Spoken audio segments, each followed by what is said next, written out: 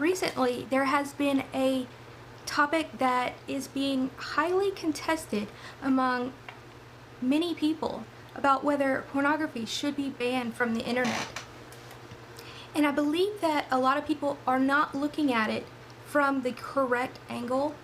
I think they are just using their beliefs, and then people that are for it, just say it's your beliefs or whatever.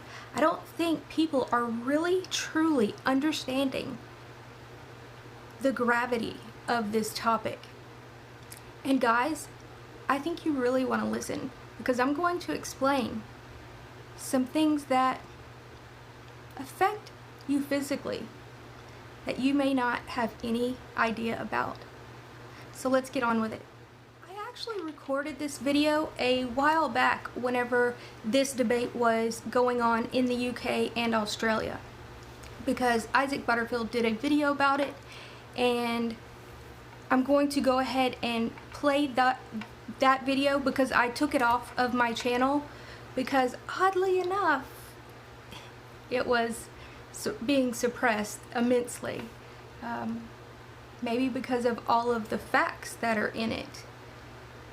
Because if I would have spoken, I believe, if I would have spoken about it in a different light, I believe it would not have been suppressed. And I'm not taking any position on it. I'm just giving the facts. And we all know how social media and YouTube especially don't really like the truth and facts. They want to make the truth and facts. So let's take a look at parts of that video, and I'm going to, because most people didn't see it. It was extremely suppressed. I barely got any views on it. But being that it's going on right now in our country, and it's become a lot bigger, I'm adding in a few things. So if you did see it, this is not the same video. I have added a lot to it. Okay, so let's check that out. So Isaac Butterfield did a video today. He's a comedian from Australia. He's absolutely hilarious. I love his channel. But today, I believe he got it wrong. And in his defense, I believe it has to do with the manipulation of our country and, well, the West in general. He did a video about Australia wanting to put a ban on internet pornography. And not just Australia, places in the UK as well. Ladies and gentlemen, imagine a world where porn is banned! What an absolute heinous existence to lead! Oh, it makes me sick to my stomach. What do you do with your afternoons? What do you do after dinner? What do you do before bed? What do between the ages of 11 and 50? What are you supposed to do on the internet now? What people don't understand is where it comes from, why is it dangerous, what it actually does to your brain. Not only your brain, but guys, let me let you in on a little secret that should make you want to listen to this video before just clicking off and saying she's a crazy feminist or something, because I'm definitely not. The thing about this subversion, this internet pornography, it has created a generation of men that have erectile dysfunction and problems performing when having normal sexual relations with their girlfriend, wife, whatever. Doctors had never seen this before until just about a decade or so ago. They had no idea why so many men under the age of like 40 were having erectile dysfunction and unable to perform. It didn't make sense to them. And that's when the research began. And I'm going to go over that, as well as who's behind this and what kind of agenda could they be possibly pushing. Pornography has been around for ages. But now that it's been more mainstream, it has become more brutal than ever, pushing themes, incest, pedophilia, and sadomasochism, just to name a few.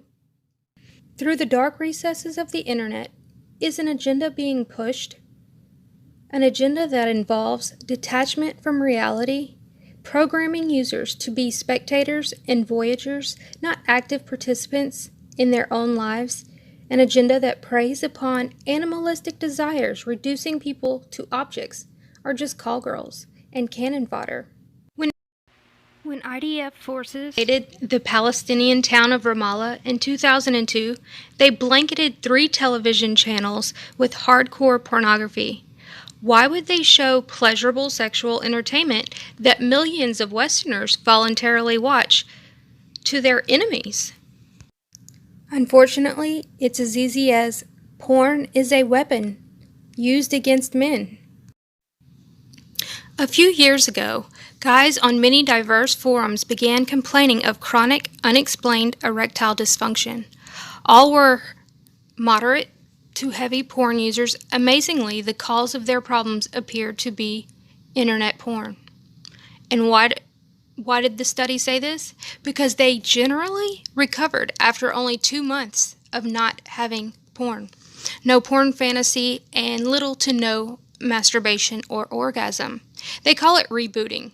In February 2011, a urology professor, Carlo Forster, noticed that the same phenomenon in Italy.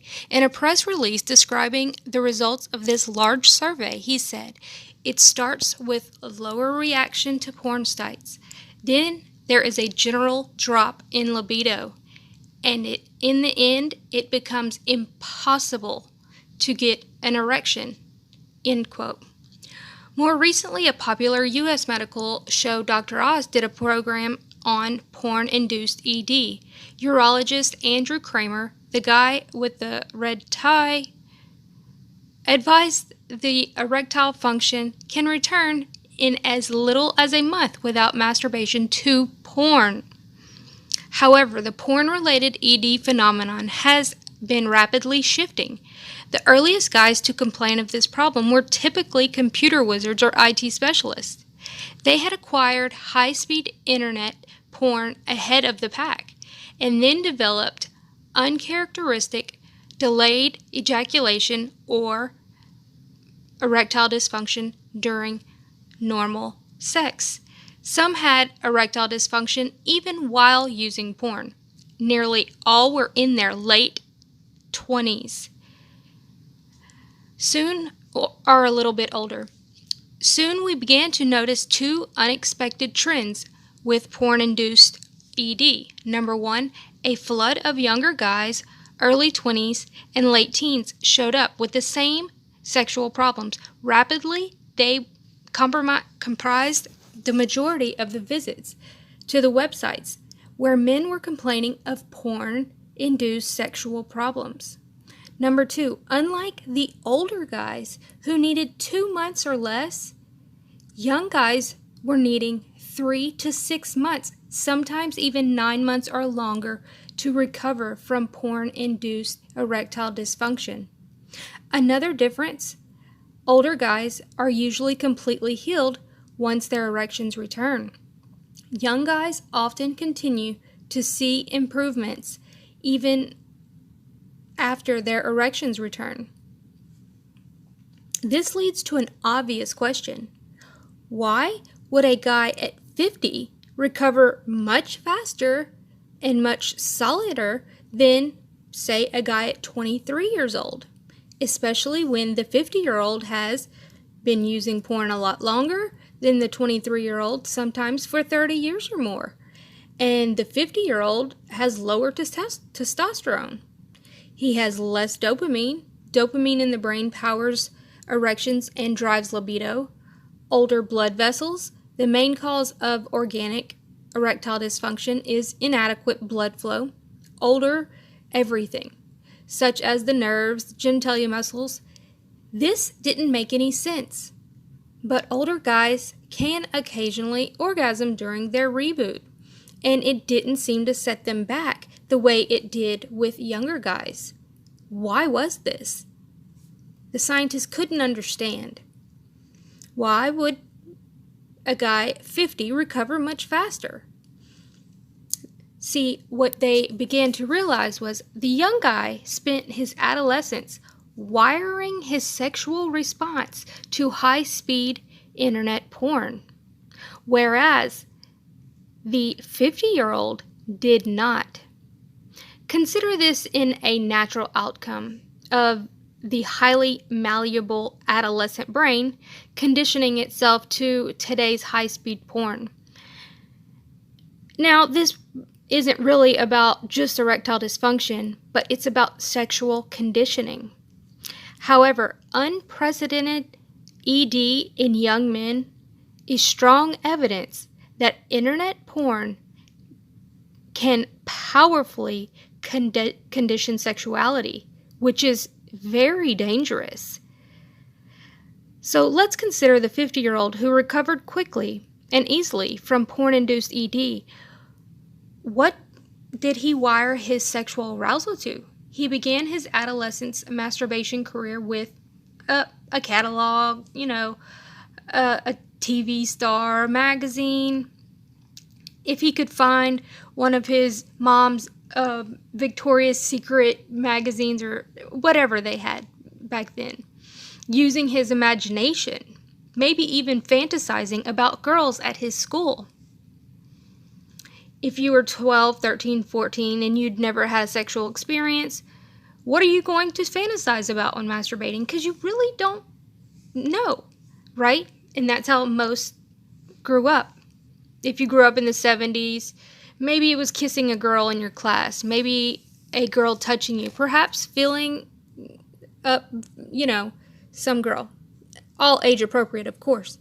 Today, however, a 13-year-old's imagination has been replaced by hardcore streaming videos within a couple of clicks. People engaged of all sorts of crazy stuff, none of which is age appropriate, maybe not appropriate for any age, honestly, and little of it resembles real sexual encounters. Instead of wiring his sexual arousal to real people, today's adolescent is often found in front of a screen.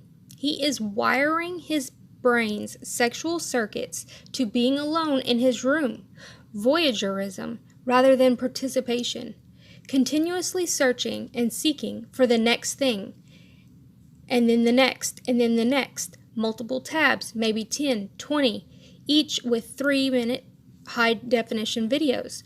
Shock and surprise. We know how teen boys, anything goes, multiple porn stars per session, or even per video. Fetishes of every imaginable or unimaginable type. This is like trying to learn how to play football by shooting free throws on a basketball court.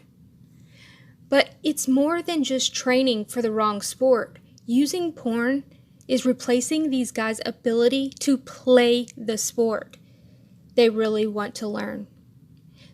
The following quote highlights the key difference between our 23-year-old and our 50-year-old sexual conditioning. Quote, "I'm 25 now, but I've had high-speed internet access and started streaming porn videos since age 12. My sexual experience is very limited, and the few times I've had sex have been total disappointments.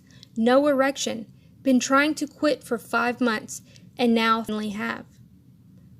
The next one. I realize that I've been conditioned to the point where my sexual urges are deeply linked to the computer screen. Women don't turn me on unless they are made 2D and behind my glass monitor, unquote. Now, back to what the 50-year-old and the 23-year-old had in common. As I said, dopamine is a major player in libido and erections.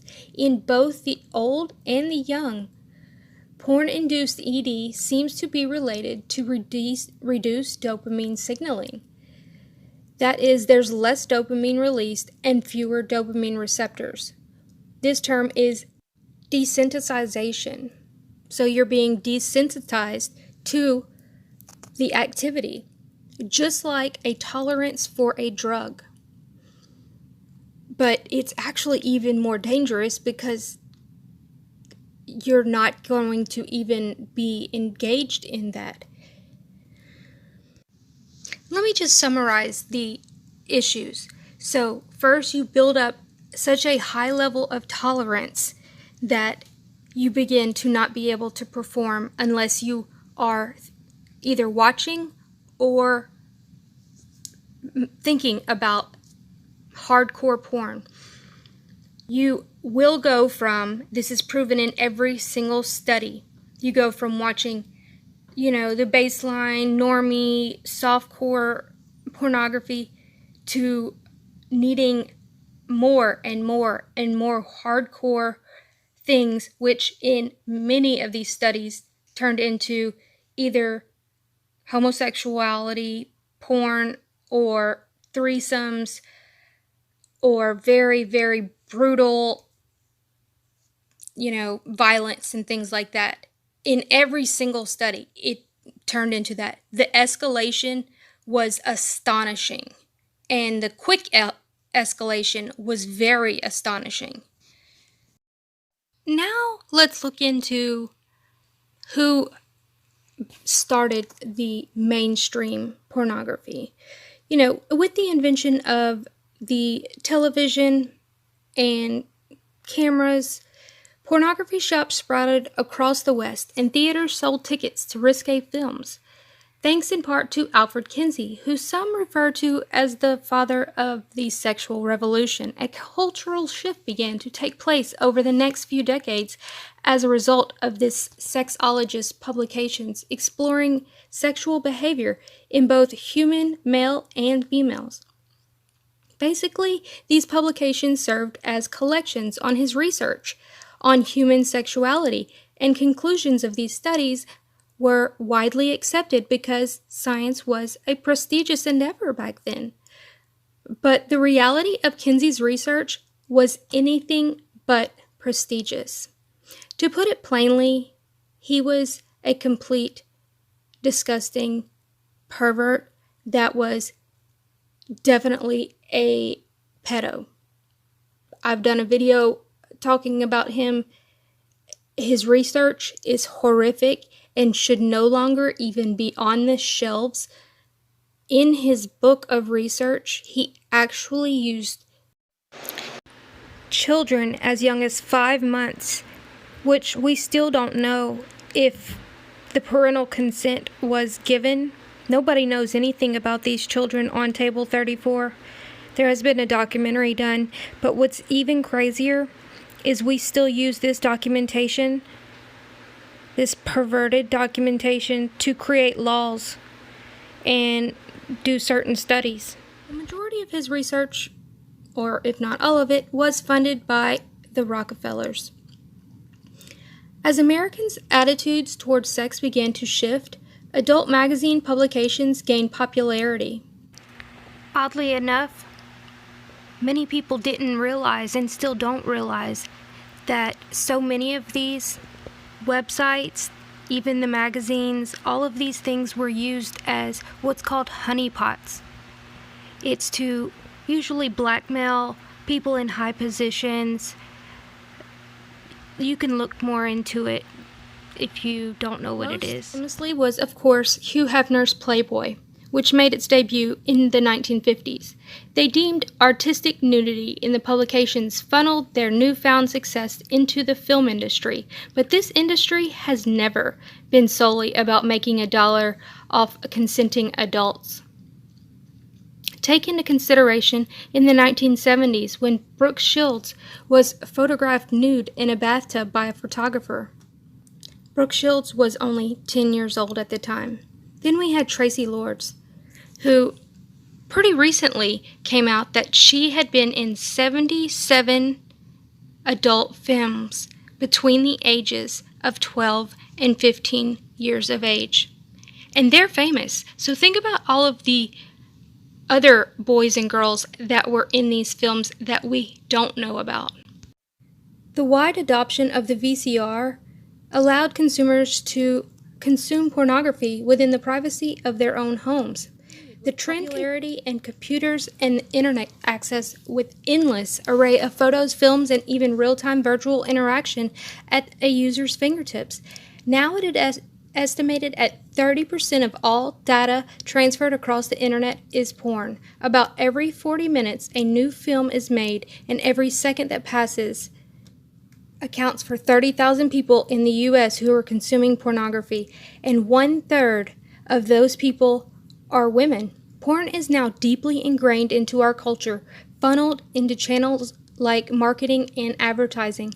When you have a popular pornography website taking up a billboard space in New York City, viral news outlets like BuzzFeed normalizing porn usage, and social media outlets saturated with hardcore pornography, it's no surprise that the average child now has access or accesses pornography by the age of 11. Pornography is the new sexual education serving as a vehicle for informing a generation about sex. Is all this by chance or by design? Pornhub is most popular website to view free pornography, averages about 64 million visitors per day on their website, and they even have a sexual education portal. That's pretty disturbing, to say the least, because you go to the front page and all you see is incest, violence, abuse, infidelity, and barely legal. So who's behind this industry? How are they making their money when the most easily accessible porn is free? Or is it? If something is free, are you really the customer or are you the product? It has been reported that porn is a global estimated $97 billion industry, with about $12 billion of that coming just from the United States. The majority of films in the U.S. are shot and produced in what's known as the Second Hollywood, the San Fernando Valley. Traditionally, the movies that were produced were sent to DVD or pay-per-view sites. But now with computer screens on the world's most popular porn websites that function as a portal and database, the majority of the content is free. So how is the porn industry still booming? Of course, there are subscription-based websites, but it's hard to compete with free. The porn monopoly MindGeek offers up ad space for niche sites, collecting a percentage for each customer who signs up. And while their original platform began by offering pirated videos and getting more traffic and money from those online impressions, now MindGeek is glad to buy your productions company's films and offer you a little percentage of the ad revenue. So who are these individuals behind the industry that is growing more brutal as the day passes? Well, we could start with this article from Haaretz. Well, these are excerpts out of the article by a Jewish professor named Nathan Abrams. So pornography is deployed today as a psychological operation or mind weapon to pacify, control, brutalize, and ultimately enslave masses. We corrupt in order to rule. How do you take a nation of free and independent citizens and turn them into slaves? How do you do this slowly and imperceptibly, without violence, and with the willing participation of the slave-to-be? The simple answer: you corrupt them, undermine them, deprave them, demoralize them, until they have acquired all the characteristics of a slave. As the sorceress Circe, with the wave of her magic wand, turned her followers of Ulysses into grunting swine, you can wield your weapon of masses hypnosis the media over a nation and transform its citizens into willing slaves. You can learn to roboticize a man and turn him into a living machine. This is power. This is what it must feel like to be a god or the devil. Is there a secret weapon or a magic wand for turning men into swine? Yes, there is. Sex. Sex is the secret weapon of the magic device that turns men into swine. Jews use pornography to destroy Gentiles' morals. Who are the richest and most successful entrepreneurs of the 100 billion a year porn industry? The peddlers of pornography belong to all races, but one race above all stands out as prominent in this field, selling sex like slave trafficking and money lending has always been their specialty. Jewish academic Dr. Nathan Abrams. Though Jews only make up 2% of America's population, they dominate the porn industry, as well as the media industry, the music industry, Hollywood. Okay, I'll stop there. Jewish academic historian Dr. Nathan Abrams, perhaps the world's most renowned authority on Jewish role in pornography, let the cat out of the bag a few years ago in his controversial essay called Triple Ethnics. Published in this prestigious Jewish quarterly in 2004, the essay spelled out in detail how the world's multi-billion-dollar porn industry was dominated by the Jews. Dr. Abrams not only admits the Jews are the world's most successful pornographers, he celebrates the fact. Jews, he tells us, have a grudge against Christianity and activist hatreds of Christian authority rooted in centuries of humiliation. And pornography is one of the ways in which they get their revenge on Christian persecutors. The hateful oppressors who expelled them from 109 countries. For no good reason, of course.